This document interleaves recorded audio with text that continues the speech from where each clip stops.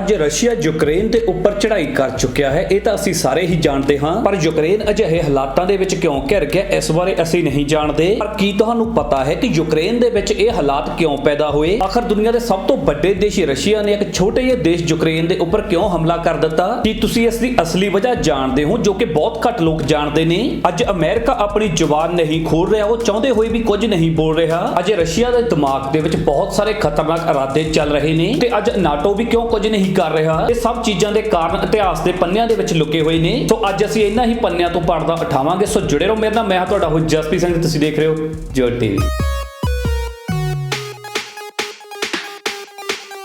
ਅੱਜ ਦੀ ਇਸ ਵੀਡੀਓ ਦੇ ਵਿੱਚ ਅਸੀਂ ਤੁਹਾਨੂੰ ਦੱਸਾਂਗੇ ਕਿ ਯੂਕਰੇਨ ਦੇ ਜੋ ਅੱਜ ਦੇ ਹਾਲਾਤ ਨੇ ਉਹਨਾਂ ਦੀ ਜੜ ਕੀ ਹੈ। ਜੇਕਰ ਹੁਣ ਅਸੀਂ ਇਤਿਹਾਸ ਨੂੰ ਯਾਦ ਕਰੀਏ ਤਾਂ ਦੂਜੇ ਵਿਸ਼ਵ ਯੁੱਧ ਤੋਂ ਬਾਅਦ ਜਦੋਂ ਜਰਮਨੀ ਪੂਰੀ ਤਰ੍ਹਾਂ ਨਾਲ ਹਾਰ ਗਿਆ ਸੀ ਤੇ ਦੂਜੀ ਵਰਲਡ ਵਾਰ ਤੋਂ ਬਾਅਦ ਜਰਮਨੀ ਦੇ ਦੋ ਟੁਕੜੇ ਹੋ ਗਏ ਸਨ। ਇੱਕ ਸੀ ਈਸਟ ਜਰਮਨੀ ਅਤੇ ਦੂਸਰਾ ਸੀ ਵੈਸਟ ਜਰਮਨੀ। ਈਸਟ ਜਰਮਨੀ ਦੇ ਉੱਪਰ ਰਾਜ ਸੀ ਰਸ਼ੀਆ ਦਾ ਤੇ ਵੈਸਟ ਜਰਮਨੀ ਦੇ ਉੱਪਰ ਰਾਜ ਸੀ ਅਮਰੀਕਾ ਦਾ। ਇਸ ਲਈ ਅੱਜ ਵੀ ਈਸਟ ਜਰਮਨ ਦੇ ਲੋਕਾਂ ਦਾ ਝੁਕਾਅ ਰਸ਼ੀਆ ਵੱਲ ਹੈ ਤੇ ਵੈਸਟ ਜਰਮਨ ਦੇ ਲੋਕਾਂ ਦਾ ਝੁਕਾਅ ਅਮਰੀਕਾ ਵੱਲ ਹੈ। ਦੂਜੇ ਵਿਸ਼ਵ ਯੁੱਧ ਤੋਂ ਬਾਅਦ ਜਦੋਂ ਜਰਮਨੀ ਦੇ ਦੋ ਟੁਕੜੇ ਹੋਏ ਸਨ, ਇਹ ਦੋਨੇ ਟੁਕੜੇ ਹੀ ਅਮਰੀਕਾ ਤੇ ਰਸ਼ੀਆ ਦੇ ਵਿੱਚ ਵੰਡੇ ਗਏ ਸਨ। ਇਹਨਾਂ ਸਭ ਦੇ ਵਿਚਕਾਰ ਅਮਰੀਕਾ ਤੇ ਰਸ਼ੀਆ ਦੇ ਵਿੱਚ ਉਸ ਟਾਈਮ ਕੋਲਡ ਵਾਰ ਚੱਲ ਰਹੀ ਸੀ। ਉਸ ਟਾਈਮ ਦੁਨੀਆ ਤਿੰਨ ਗੁੱਟਾਂ ਦੇ ਵਿੱਚ ਵੰਡੀ ਗਈ ਸੀ: first world nation, second world nation ਅਤੇ third world nation. First world nation, second world nation ਅਤੇ ਥਰਡ ਵਰਲਡ ਨੇਸ਼ਨ, ਇਹਨਾਂ ਦੇ ਵਿੱਚ ਕੋਈ ਵਿਕਾਸ ਦਾ ਮਾਪਦੰਡ ਨਹੀਂ ਸੀ। ਫਸਟ ਵਰਲਡ ਨੇਸ਼ਨ ਉਹਨਾਂ ਨੂੰ ਕਿਹਾ ਗਿਆ ਜਿਹੜੇ ਦੇਸ਼ ਅਮਰੀਕਾ ਦੇ ਮਿੱਤਰ ਸਨ ਜਾਂ ਅਮਰੀਕਾ ਦੇ ਪੱਖ ਵਿੱਚ ਸਨ। ਸੈਕੰਡ ਵਰਲਡ ਨੇਸ਼ਨ ਉਹਨਾਂ ਦੇਸ਼ਾਂ ਨੂੰ ਕਿਹਾ ਗਿਆ ਜਿਹੜੇ ਰਸ਼ੀਆ ਤੇ ਉਹਨਾਂ ਦੇ ਦੇਸ਼ਾਂ ਦੇ ਪੱਖ ਵਿੱਚ ਸਨ। ਥਰਡ ਵਰਲਡ ਨੇਸ਼ਨ ਦੇਸ਼ ਉਹ ਸਨ ਜਿਹੜੇ ਇਹਨਾਂ ਦੋਨੇ ਗੁੱਟਾਂ ਦੇ ਹੀ ਪੱਖ ਵਿੱਚ ਨਹੀਂ ਸਨ। ਜਾਣੀ ਕਿ ਥਰਡ ਵਰਲਡ ਨੇਸ਼ਨ ਵਾਲੇ ਦੇਸ਼ ਅਮਰੀਕਾ ਤੇ ਰਸ਼ੀਆ ਇਹਨਾਂ ਦੋਨਾਂ ਦੇ ਪੱਖ ਵਿੱਚ ਹੀ ਨਹੀਂ ਸਨ। ਇਹ ਦੇਸ਼ ਆਪਣੀ ਨਿੱਜੀ ਰਾਏ ਰੱਖਦੇ ਸਨ। ਅਜਿਹੇ ਦੇਸ਼ਾਂ ਦੇ ਵਿੱਚ ਸਨ ਇੰਡੀਆ, ਸਾਊਥ ਈਸਟਰਨ ਦੇਸ਼, ਲੈਟਿਨ ਅਮਰੀਕਾ ਅਤੇ ਅਫਰੀਕਾ ਦੇ ਦੇਸ਼। ਅੱਜ ਦੇ ਦਿਨ ਵਿੱਚ ਜੇਕਰ ਗੱਲ ਕਰੀਏ ਤਾਂ ਫਸਟ ਵਰਲਡ ਵਾਲੇ ਦੇਸ਼ ਜਿਵੇਂ ਕਿ ਅਮਰੀਕਾ ਤੇ ਉਸਦੇ ਮਿੱਤਰ ਦੇਸ਼ਾਂ ਨੇ ਇੱਕ ਗਰੁੱਪ ਬਣਾਇਆ ਹੋਇਆ ਹੈ ਜਿਸ ਨੂੰ ਕਿ ਨਾਟੋ ਕਿਹਾ ਜਾਂਦਾ ਹੈ। ਇਸ ਨੂੰ ਕਹਿੰਦੇ ਹਨ ਨਾਰਥ ਐਟਲਾਂਟਿਕ ਟੈਰੀਟਰੀ ਆਰਗੇਨਾਈਜੇਸ਼ਨ। ਇਹ ਗਰੁੱਪ ਉਹਨਾਂ ਨੂੰ ਬਣਾਉਣਾ ਇਸ ਲਈ ਜ਼ਰੂਰੀ ਲੱਗਿਆ ਕਿਉਂਕਿ ਇਹ ਸਾਰੇ ਦੇਸ਼ ਮਿਲ ਕੇ, ਭਾਵ ਕਿ ਨਾਟੋ ਦੇ ਸਾਰੇ ਦੇਸ਼ਾਂ ਦੀ ਸੈਨਾ ਆਪਸ ਵਿੱਚ ਮਿਲ ਕੇ ਨਾਟੋ ਦੇ ਹੱਕਾਂ ਦੇ ਲਈ ਕਿਸੇ ਵੀ ਦੂਜੇ ਦੇਸ਼ ਨਾਲ ਲੜ ਸਕੇ। ਸਿੱਧੇ ਤੌਰ ਦੇ ਵਿੱਚ ਕਹੀਏ ਰਸ਼ੀਆ ਜਾਂ ਚੀਨ ਦੇ ਵਿਰੁੱਧ ਲੜ ਸਕੇ।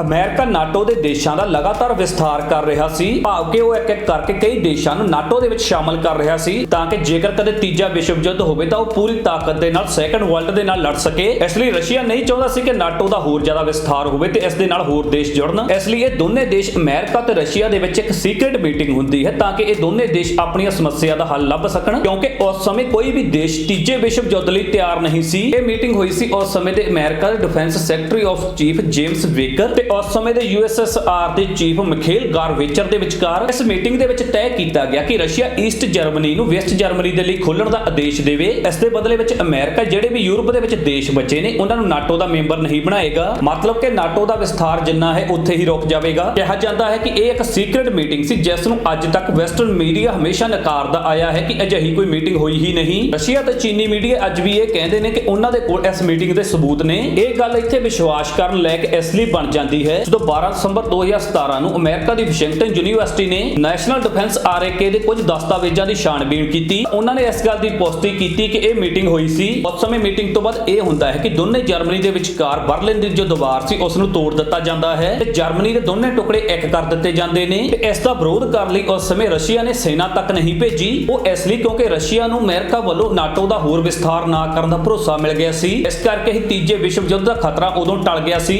ਹੁਣ ਇਸ ਗੱਲ ਨੂੰ ਤੁਸੀਂ ਪੂਰੀ ਚੰਗੀ ਤਰ੍ਹਾਂ ਦੇ ਨਾਲ ਸਮਝੋ। ਰਸ਼ੀਆ ਤੇ ਅਮਰੀਕਾ ਸੈਕੰਡ ਵਰਲਡ ਵਾਰ ਤੋਂ ਬਾਅਦ ਇੱਕ ਗੱਲ ਦੇ ਉੱਪਰ ਸਹਿਮਤ ਹੁੰਦੇ ਨੇ ਤੇ ਦੋਨਾਂ ਵੱਲੋਂ ਇੱਕ ਦੂਜੇ ਨੂੰ ਜ਼ੁਬਾਨ ਦਿੱਤੀ ਗਈ ਤੇ ਜਦੋਂ ਇਹ ਜ਼ੁਬਾਨ ਟੁੱਟਦੀ ਹੈ ਤਾਂ ਇਹ ਸਾਰੇ ਵਿਵਾਦਾਂ ਦੀ ਜੜ ਬਣਦੀ ਹੈ ਜੋ ਅਸੀਂ ਅੱਜ ਦੇਖ ਰਹੇ ਹਾਂ। ਇਸ ਨੂੰ ਸਮਝਣ ਦੇ ਲਈ ਤੁਸੀਂ ਇਸ ਮੈਪ ਨੂੰ ਦੇਖੋ। ਇਹ 1991 ਦਾ ਨਾਟੋ ਦਾ ਮੈਪ ਹੈ। ਇਸ ਦੇ ਵਿੱਚ ਜਿਹੜੀਆਂ ਬਲੂ ਕੰਟਰੀਆਂ ਤੁਹਾਨੂੰ ਦਿਸ ਰਹੀਆਂ ਨੇ ਇਹ ਯੂਰਪ ਦੇ ਉਹ ਦੇਸ਼ ਨੇ ਜਿਹੜੇ ਨਾਟੋ ਦੇ ਮੈਂਬਰ ਨੇ। ਇਹ 2008 ਦਾ ਨਾਟੋ ਦਾ ਮੈਪ ਹੈ। ਇਸ ਦੇ ਵਿੱਚ ਤੁਸੀਂ ਦੇਖ ਹੀ ਸਕਦੇ ਹੋ ਕਿ ਕਿੰਨੀਆਂ ਨਵੀਆਂ ਕੰਟਰੀਆਂ ਨਾਟੋ ਦੀਆਂ ਮੈਂਬਰ ਬਣ ਗਈਆਂ ਨੇ। ਹੁਣ ਇਹ ਹੋਇਆ ਇਸ ਤਰ੍ਹਾਂ ਜਦੋਂ ਯੂਐਸਐਸਆਰ ਟੁੱਟਿਆ ਤਾਂ ਅਮਰੀਕਾ ਨੇ ਫਿਰ ਤੋਂ ਨਾਟੋ ਦਾ ਵਿਸਥਾਰ ਕਰਨਾ ਸ਼ੁਰੂ ਕਰ ਦਿੱਤਾ, ਜਾਂ ਕਹੀਏ ਤਾਂ ਅਮਰੀਕਾ ਆਪਣੀ ਜ਼ੁਬਾਨ ਤੋਂ ਫਿਰ ਗਿਆ। ਇਸ ਕਰਕੇ ਰਸ਼ੀਆ ਦਾ ਰਾਸ਼ਟਰਪਤੀ ਪੁਤਿਨ ਉਹਨਾਂ ਦੇਸ਼ਾਂ ਦੇ ਨਾਲ ਯੁੱਧ ਕਰਦਾ ਹੈ ਜਿਨ੍ਹਾਂ ਨੂੰ ਅਮਰੀਕਾ ਨਾਟੋ ਦਾ ਮੈਂਬਰ ਬਣਾਉਣਾ ਚਾਹੁੰਦਾ ਹੈ। ਇਹਨਾਂ ਕਾਰਨਾਂ ਕਰਕੇ ਸਨ 2008 ਦੇ ਵਿੱਚ ਰਸ਼ੀਆ ਤੇ ਜਾਰਜੀਆ ਦੇ ਵਿੱਚ ਯੁੱਧ ਹੋਇਆ ਸੀ ਕਿਉਂਕਿ ਅਮਰੀਕਾ ਜਾਰਜੀਆ ਨੂੰ ਵੀ ਨਾਟੋ ਦਾ ਹਿੱਸਾ ਬਣਾਉਣਾ ਚਾਹੁੰਦਾ ਸੀ ਤੇ ਹੁਣ ਅਮਰੀਕਾ ਯੂਕਰੇਨ ਨੂੰ ਵੀ ਨਾਟੋ ਦਾ ਮੈਂਬਰ ਬਣਾਉਣਾ ਚਾਹੁੰਦਾ ਹੈ ਜੋ ਕਿ ਰਸ਼ੀਆ ਤੋਂ ਅਲੱਗ ਹੋਇਆ ਹੀ ਇੱਕ ਦੇਸ਼ ਹੈ। ਯੂਕਰੇਨ ਅਤੇ ਰਸ਼ੀਆ ਦੇ ਵਿਚਕਾਰ ਕਈ ਲੈਂਡ ਜਾਂ ਕਹੀਏ ਆਪਾਂ ਜ਼ਮੀਨਾਂ ਅਜਿਹੀਆਂ ਨੇ ਜਿਨ੍ਹਾਂ ਦੇ ਉੱਪਰ ਇਹ ਦੋਨੇ ਦੇਸ਼ ਆਪਣਾ ਆਪਣਾ ਦਾਅਵਾ ਕਰਦੇ ਨੇ ਤੇ ਹੁਣ ਯੂਕਰੇਨ ਨਾਟੋ ਦਾ ਮੈਂਬਰ ਨਾ ਬਣ ਜਾਵੇ ਤੇ ਅਮਰੀਕਾ ਨਾਟੋ ਦਾ ਵਿਸਥਾਰ ਨਾ ਕਰੇ। ਇਸ ਲਈ ਰਸ਼ੀਆ ਅੱਜ ਨਾਟੋ ਦੇ ਸਾਹਮਣੇ ਲੜਨ ਲਈ ਤਿਆਰ ਖੜਾ ਹੈ। ਹੁਣ ਰਸ਼ੀਆ ਨਹੀਂ ਚਾਹੁੰਦਾ ਕਿ ਨਾਟੋ ਕੰਟਰੀਆਂ ਦਾ ਬਾਰਡਰ ਉਸਦੇ ਦੇਸ਼ ਦੇ ਨਾਲ ਲੱਗੇ ਤੇ ਰਸ਼ੀਆ ਬਾਰ-ਬਾਰ ਹੁਣ ਇਹ ਗੱਲ ਕਹਿ ਰਿਹਾ ਹੈ ਕਿ ਉਹ ਆਪਣੇ ਦੇਸ਼ ਨੂੰ ਬਚਾਉਣ ਦੇ ਲਈ ਕਦਮ ਚੁੱਕ ਰਿਹਾ ਹੈ। ਇਹ ਸਾਰੀ ਲੜਾਈ ਅਤੇ ਫਸਾਦ ਦੀ ਜੜ ਅਸਲ ਦੇ ਵਿੱਚ ਇਹੀ ਹੈ। ਤੇ ਤੁਹਾਨੂੰ ਇਹ ਸਾਡੀ ਵੀਡੀਓ ਕਿੱਦਾਂ ਦੀ ਲੱਗੀ ਕਮੈਂਟ ਕਰਕੇ ਜਰੂਰ ਦੱਸਣਾ। ਸਾਡੇ ਫੇਸਬੁੱਕ ਪੇਜ ਜੋ ਟੀਵੀ ਨੂੰ ਜਰੂਰ ਫੋਲੋ ਕਰਨਾ।